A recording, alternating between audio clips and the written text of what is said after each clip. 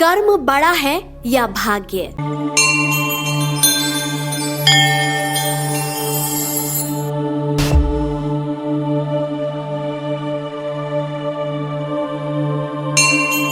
संसार में कर्म को मानने वाले लोग कहते हैं कि भाग्य कुछ नहीं होता, जबकि भाग्यवादी इंसान मानते हैं कि जो भाग्य में लिखा होता है अंत में इंसान को वही मिलता है। मनुष्य कर्म और भाग्य की इन्हीं दो धुरियों पर जीवन भर घूमता रहता है और अंत तक घूमता ही रहता है। कर्म और भाग्य की ये दुविधा महाभारत के रणभूमि में अर्जुन के सामने भी आई थी।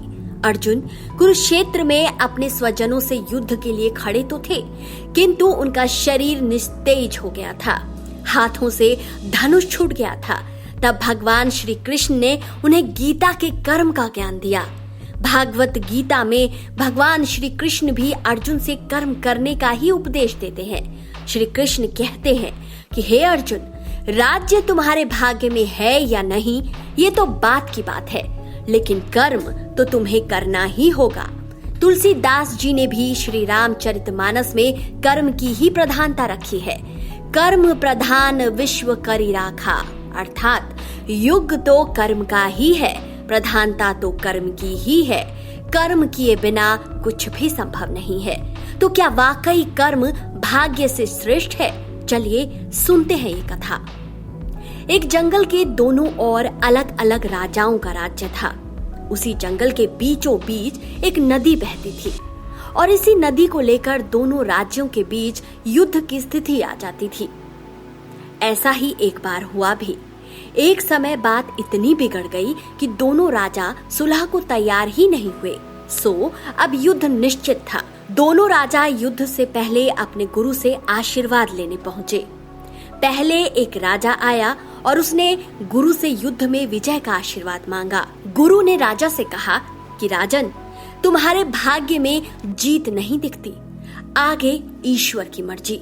गुरु के ऐसे वचन सुनकर पहला राजा विचलित तो हुआ, फिर उसने सोचा कि जब हारना ही है तो पूरी ताकत से लड़ेंगे और हार भी गए तो ऐसे हारेंगे कि औरों के लिए उदाहरण बनेंगे। दूसरा राजा भी जीत का आशीर्वाद लेने गुरु के पास आया।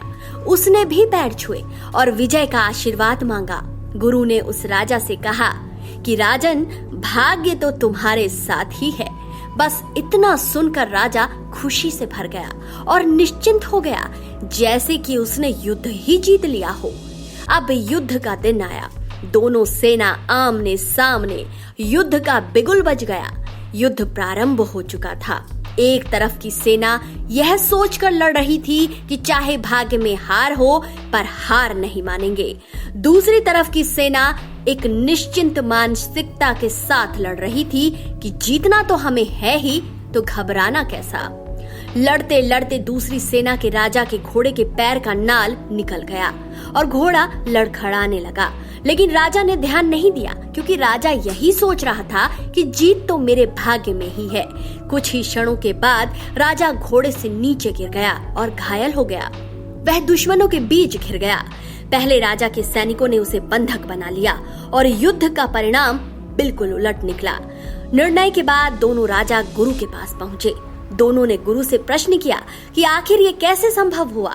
गुरु ने मुस्कुराते हुए उत्तर दिया, राजन, भाग्य नहीं बदला पर तुम लोग बदल गए हो। उन्होंने विजेता राजा की ओर इशारा करते हुए कहा कि अब आपको ही देखो राजन, आपने संभावित हार के बारे में सुनकर दिन रात एक कर दिया, खुद ही हर रणनीति बनाई, जबकि पहले आपकी योजना सेनापति के भरोसे युद्ध लड़ने की थी। अब पराजित राजा की बारी थी। राजन, आपने तो युद्ध से पहले ही जश्न मनाना शुरू कर दिया, घोड़े की नाल तक का ख्याल नहीं रखा और हुआ वही जो होना लिखा था। भाग्य नहीं बदला, पर जिनके भाग्य में जो लिखा था उन्होंने ही अपना व्यक्तित्व बदल लिया। फिर बेचारा भाग्य क्या करता। भाग्य भी उन लोगों का साथ देता है जो कर्म करते हैं। हम जिस भी क्षेत्र में हो, स्तर पर हो, हमें अपना कर्म करते रहना है बिना फल की चिंता किए। तो दोस्तों, आपके अनुसार कर्म और भाग्य में से क्या श्रेष्ठ है? कमेंट सेक्शन में अपनी राय जरूर दीजिए।